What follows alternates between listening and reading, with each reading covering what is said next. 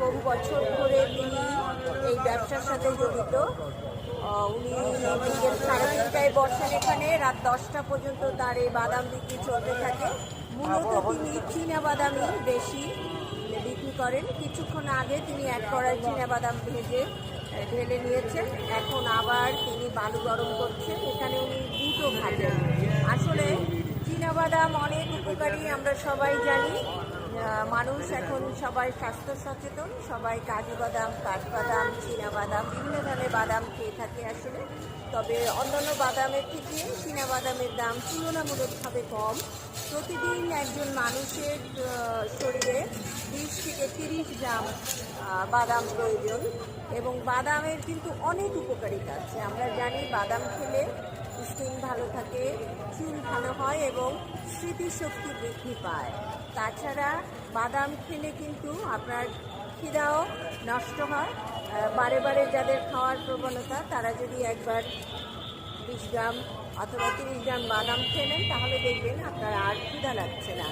এখন সবাই স্বাস্থ্য সচেতন, সবাই খাদ্য তালিকায় প্রতিদিন বাদাম রেখে থাকে, এবং বাদামের প্রয়োজনীয়তা পড়ে আসলে শেষ করা যাবে না। এবং দামি বাদাম কিনতে না পারলে আপনার চীনা বাদাম খেতে পারেন।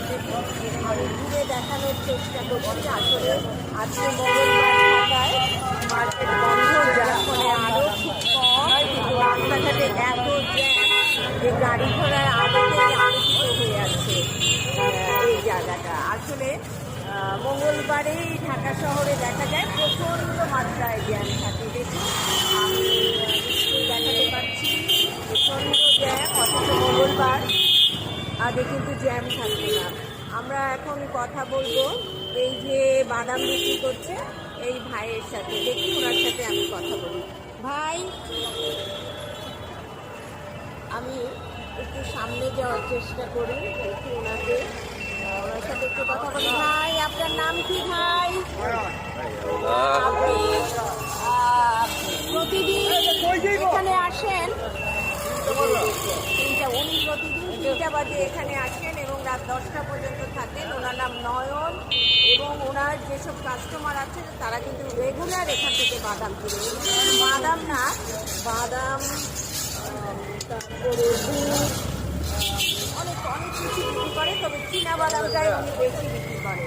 এবং আমরা সবাই জানি চীনা বাদাম অনেক উপকারী শরীরের জন্য। আসলে আসুন আমরা সবাই আমাদের খাদ্য তালিকায় প্রতিদিন বাদাম রাখার চেষ্টা করি।